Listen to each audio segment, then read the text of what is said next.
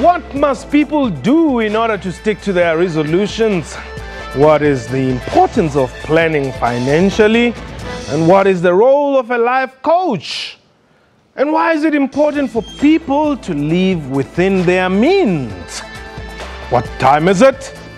It's question time.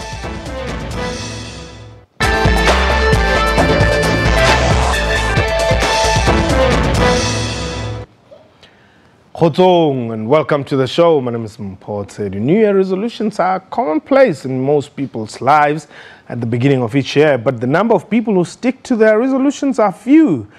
Goals such as improving one's health through exercise and diet, getting ahead career-wise, saving more money, and improving personal relationships are attainable through dedication and guidance.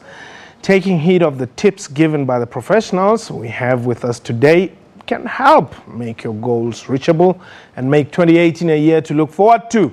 We are not live, and therefore you won't be able to call us and air your views as such. But our Twitter handle, as usual, is at questiontime24. You can go ahead and make your submissions there. My guest today, Louise Dizzle. She's a life coach. And joining us from our Sea Point studio is Lizzle Bodram. She's the head of advice at Old Mutual Personal Finance. So I welcome both of you ladies to the show. Thank you. Well, you are a life coach. What do you do? Where do you work? Well, I work from my home based in Johannesburg, but I do consults with people all over the world via Skype, in person, and with groups of people. So whatever people need, whatever's easiest for them. So what are your qualifications? Well, I'm trained as a coach. I have skills in many different methodologies, but I think my biggest qualifications are the fact that I'm also a businesswoman and I run my own business, and I'm married, been with my husband for 27 years, and I have 3 children. And I think understanding how to live a real life with all those challenges makes me more skilled to help people to achieve their goals and live the life of their dreams. Okay, that's interesting. You've been married to the same person for 25 years. I've been with him for 27 years, okay. Married for 17 years. Okay. Well, that's interesting. I'm sure you qualified to talk about a whole lot of other things. Let's talk about, the New Year. Normally people have this New Year resolutions and all that. What is this about, really? So I think New Year is just a time when people think that it's a great place to start new beginnings, to let go of the old and to set new goals for their lives. People have new hope in the new year. The problem that people make with setting goals is that they don't set goals that are congruent and aligned with who they really are. And that's the key to setting real goals, is to set goals that are true to your values. Now, how would you help me? So if you're going to set a goal, you've heard of SMART goals, right? Which are goals that are specific, that are measurable, that are attainable, that are realistic, and that have a time frame. But a real SMART goal is something that is aligned with your values. So, for example, if you wanted to reduce debt and save money in the new year, but your value on going out and eating out and buying clothes and going on holidays is higher than your value on saving and investing and paying off your debt, then you're living in a fantasy. But why are you making money out of telling people things that they know? People don't know what their real values are. People don't know what their fears are. They think that their goal is, every year I'm going to lose weight, I'm going to make more money. These are fantasies because they don't understand their true values. Oh, well, some actually win. Some do. There's a lady called CD around here. She has lost... she's half the person I used to know. So that's because it became highest on her values. Yeah. So when it becomes highest on your values, you will embrace both pain and pleasure to do what it takes to achieve those goals. If it is not highest on your values, you'll do it as long as it feels good. And as soon as it starts to get too challenging, you'll stop. Yeah. So the key is to have enough leverage. So I help people to shift their values so that it makes it high on their values, that losing weight or saving money or whatever their goal is becomes a must. And I help them to figure out the reasons why. Why is this so important? So if this lady lost so much weight, she figured it, CD. Yes. She figured out why it was so important. Yes. And before it obviously wasn't, but it became important to her, important enough to embrace the pain and the pleasure that it would take to achieve that goal. Okay. So coaching kind of helps that. I see. Well, let's go to Cape Town and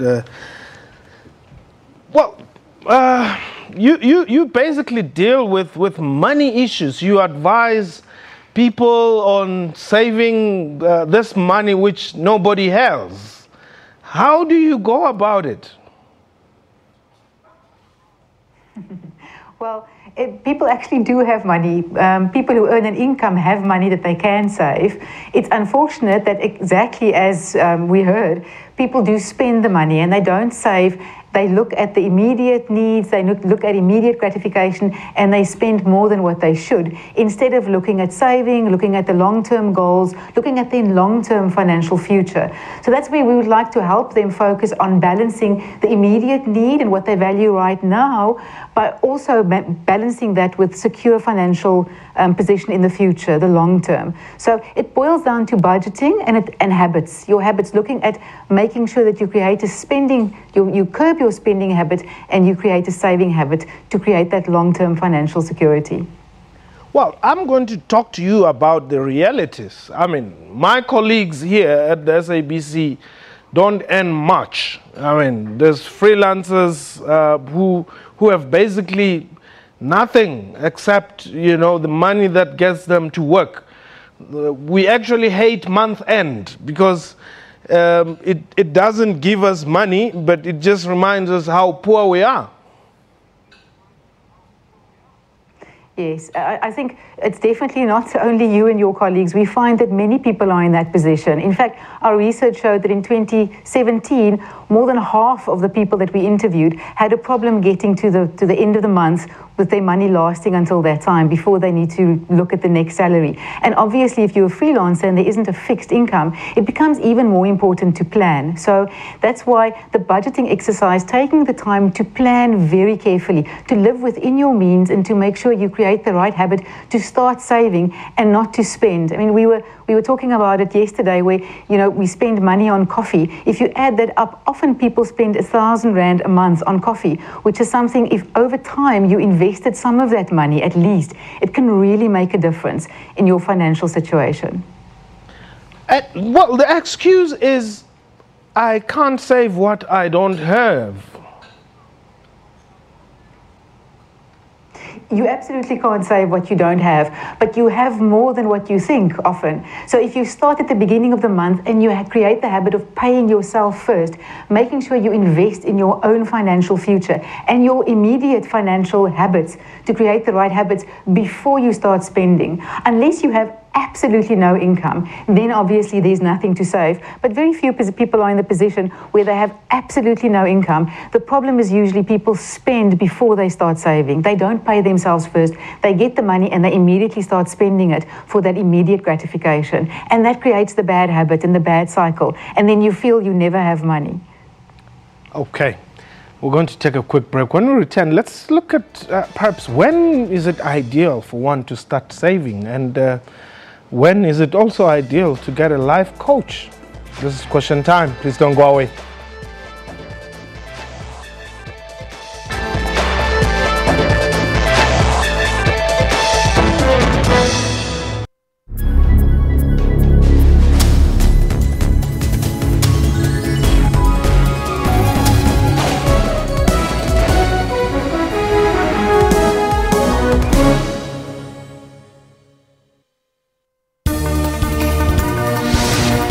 We take an in-depth look of all your stories of the day across the world.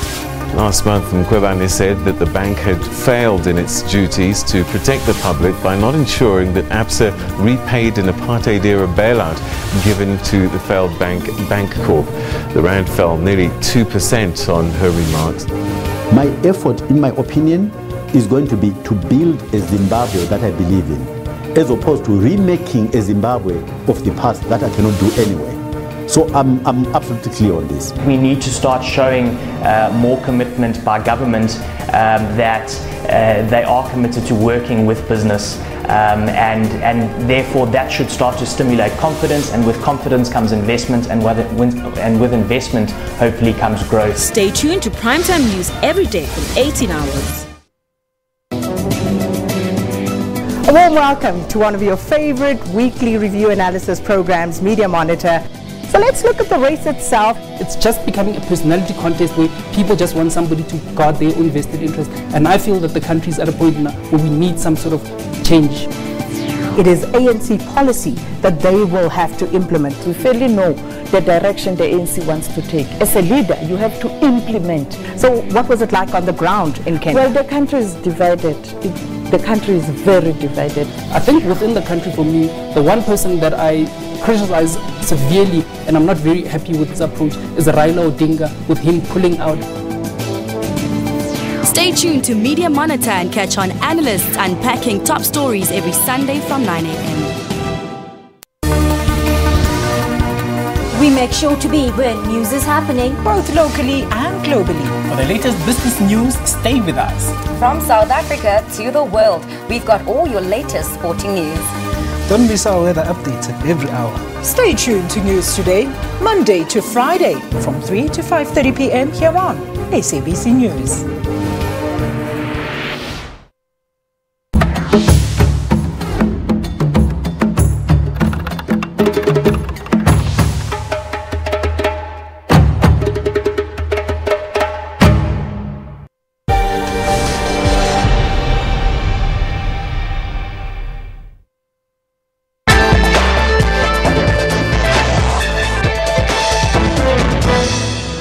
Welcome back. You're still watching Question Time. Our guest today is Louise Dizzle. She's a life coach, and from our Sea Point studios, Lizzle Bodram. She's the head of advice at Old Mutual Personal Finance.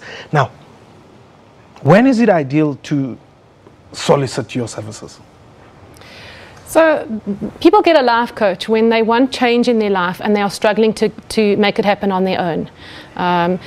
A life coach very often will ask you the right questions, help you to see things that you're not seeing, help you to uncover limiting beliefs and fears, and help you to shift a mindset. For example, if you feel like you're stuck and you just can't find enough money at the end of the month and there's no way you can pay yourself first and start saving, a life coach can help you to start to look for ways to shift the mindset around it, because it starts with a mindset. So if you feel like you've got so little every month and you deserve to at least go out once a month and spend that money on a meal, a life coach can help you to look at your values and go, okay, immediately every month you may want to spend the money on a meal, but let's look long term. What's really important to you? Okay. And let's look at long-term gratification and help you to find out what your real goals are.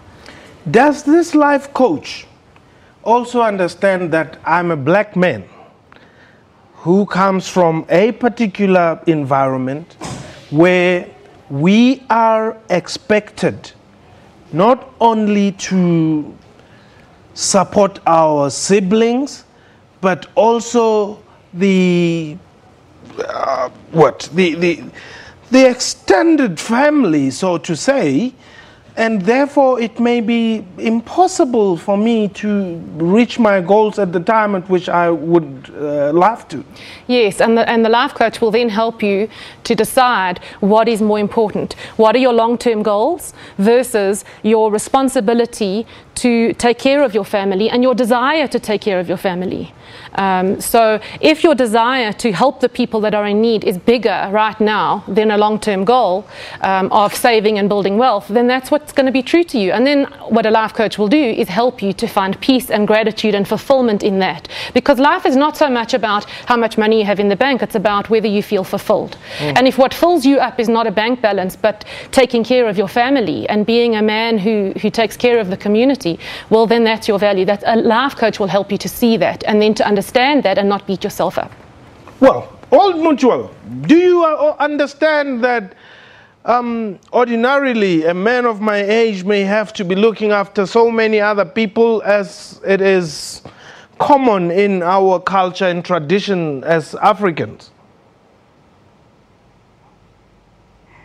I think what's important is that and your advisor needs to understand your specific circumstances. Every single person is different. And when your financial plans, your budget is crafted, it needs to take your specific needs into account and your values, what's important to you, as well as your habits. If you feel you have no money left at the end of the month, that's the most important point to start. To look at what does your current budget look like? What is causing that problem that at the end of the month there isn't enough money left, and how do you solve that problem? And then the next step is to start carving away and looking at savings, looking at providing for the family members that you're looking at providing, if that's important to you. So your plan needs to be crafted absolutely around your very individual personalized needs and preferences. No, but it wouldn't be a problem. I mean, I don't think as black people we consider taking care of our families and extended families and paying for our siblings' school fees and all that as a problem or as a burden. It is something that you feel obligated, I guess, that you have to do it because perhaps you've been privileged enough to have improved yourselves to a point where you can afford to share that which is very meager, but at the same time, it is not necessarily killing you, but strangling you a bit. Absolutely. So I think if you feel the obligation to make provision for that side, you need to be aware of how are you compromising on other goals. If you are providing for your family right now and you're helping them with expenses, how is that impacting your long-term plans to send your children to university or your own retirement eventually? So it's important to look at your immediate budget, and if you can afford to support family members with expenses right now, are you absolutely sure that that's not compromising your own financial security in the long term? If it is, then you need to find a way to balance those needs. And the only way you can do that is by looking at your situation very carefully and planning ahead. Now, okay, perhaps as a life coach, this point that I've raised is very, very important. You cannot ignore this unwritten rules. I understand it because I have someone that worked with me since I was little. In fact, worked with my father and then worked with me. Yeah. And I knew him my whole life. And he was an incredible man and a black man who ran our business and supported everybody that he knew. And when he finally retired and didn't have enough, he ended up burning out and couldn't take it anymore and got sick. And he ended up passing away too young. He was 62 years old. And I think that it's a very serious concern. And while your heart is amazing, and I think the culture is just amazing, and by the way, I think that it's not only black culture that takes care of their extended family, because I think a lot of South Africans do that. No, Mahua, you're not as bothered as... I think it depends on the person. So I think it depends on, again, goes back to your values. And if you value family, then you will help your family. Okay. Because I've done that. But the key is that if you do it to the point where you feel like you're working for nothing, it can lead to burnout. And it can lead to severe illness, stress, giving up, because what are you working for at the end of the day? So it is something that you do need to consider, that you need to plan for, and that it's a balance, and it is unique to each person. Okay, now let's look at 2018. Now, what are the things which you think we must look at? Well, I think it's unique to each person. But I think in South Africa, definitely we all could do with empowering ourselves financially a little better. I think that people are so stressed that another thing that we need to really work on is finding a sense of balance within ourselves so that the stress doesn't kill us, so that we don't disconnect, because when we get so stressed, we end up disconnecting from the people around us, from our families, from the people closest to us, and we just go through the motions every day. That can also make us sick. So I think that it starts with dealing with learning to find a beautiful inner state, not live in a chronic state of stress. And that's not easy. It takes work, it takes a commitment to do whatever is good for you to deal with that stress. Now, let's check, one of the major problems that's killing people, which is stress, in as much as, you know, relationships play a role in stressing people up, it is money. Now, if people do not have money, they are going to be stressed. And when they are stressed, they are going to die.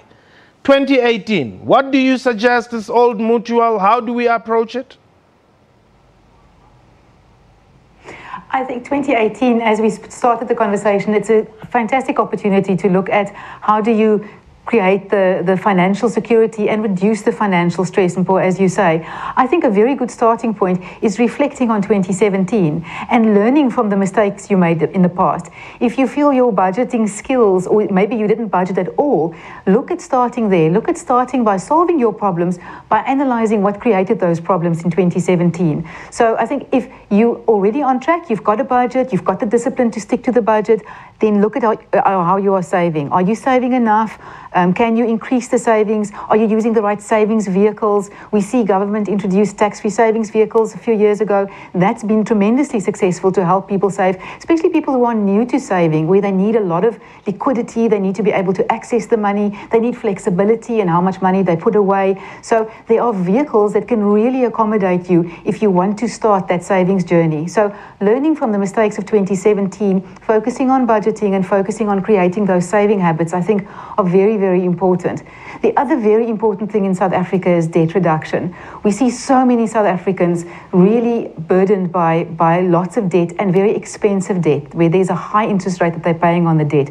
So that's also a very good place to start. If the debt is an unburdenable level, it's important for you to start addressing the debt, especially the expensive debt. Start paying that off and do not incur any more debt. Well, you know, in December, there's things called stokvel, right? I'm not so sure if you know that, but stokvel, what happens is these old ladies and people, they save money throughout the year, from January, and then come December, they share peanut butter and rice and fish oil and flour, baking flour, and I ask myself, but couldn't we have bought these things just on our own? Do we really have to be bothering ourselves about putting money together so that we can then take it to some Muhammad come December, and, you know, there's this Mchailano thing where, you know, you have to come with your little bakkie there to load all these things. Is there no better ways of saving? There are very many different ways of saving, but you need to work with a way that works for you. I think people who participate in stokvels are really financially savvy because they know come December there are extra expenses. It's holiday, it's celebration, often it involves traveling. So you know that you need to provide for those expenses, specifically this time of the year. So if you save up during the year, every month you put a little bit of money away and you pool your resources and you make sure you get the best prices when you go and buy those bulk items in December, that's a very, very clever thing to do. It is not the only thing we need to do to make sure we create the financial freedom. We also need to save for other things that we want later in life or later or other times during the year. But that's a very good example of people really making their money work for them. But why are you as a life coach not coaching these people that they can actually save for their children's education in the same fashion? I do. I'm not entirely in favor of stokvel because I've had an experience in my business where people had saved for years and years and years with stokvel and it's always worked. But, you know, people change in the company and somebody new took over the stokvel, and at the end of the 1 year, after doing it for many years, at the end of the 1 year, lady disappeared with everybody's money. Yes. And everybody was stuck. So what I like to teach people, I'm sure it happens often, and especially with when times are tough. So I think what's key is that what I teach people is you need to be empowered and look after your own money, and you've got to figure out a way that works for you, and that means seeing people that are experts in finances. I mean, I advise my staff that work for me. That's not life coaching, but there are people you can talk to become more financially empowered. And I think that's the number one key, is that if you learn, if you decide that this is now a priority for you for 2018, Yes. then what you need to start doing is start talking to people who are more successful than you. Start reading books, learn from people, and go, what did you do? How did you get out of this situation? What do you do to save money? What works for you? That's how we learn. That's how we grow. And that's what people need to do. But you need to want to do it first. You've got to get out of the victim mentality that I can't. Because let's face it, there are people that have been born with nothing in the worst circumstances who have made something of their lives. And they've done whatever it takes. So not everybody gets the breaks, but we can take our life from here to here. At least little changes will make a huge difference. Okay. We've spoken money and all that. One of the worst things in life is relationships. Talk to us, life coach. How do we manage them in 2018? Well, relationships, first of all, you need to understand that the world around you is a reflection of what's happening within you. So when you're in a good state within you and you're okay with who you are and you're comfortable and you're not needy, then people around you just seem to be easier to get along with, and your relationships flow. When you're in a stressful state, you disconnect from people. And then what you start to see in other people is actually a reflection of what's within you. So if you're looking at your partner thinking, I wish my partner would be more this, oh, my husband's going to kill me for saying this, I wish my partner would be more like this, I wish my partner would be more like that, you better look at yourself and start with yourself and go, well, are you being that person first? So relationships, again, is about becoming empowered within yourself first. Instead of looking outside and blaming the world, blaming the economy, or blaming my job, or blaming my partner. Or your partner's friends. Or my partner's friends. Start asking, first of all, are you doing everything it takes to make this a good relationship? That's the first place to start. If you are, and there's lots of things that you can look at, but if you are, then obviously if it's not working, you need to look at why. And there's other things you can deal with then. And then dump the fool. Well, if that's what it takes. Okay. Well, 2018. We're wishing you the best for the year. That was question time for today. A big thank you to my guests and to you for watching the show. From me and the entire crew, Good.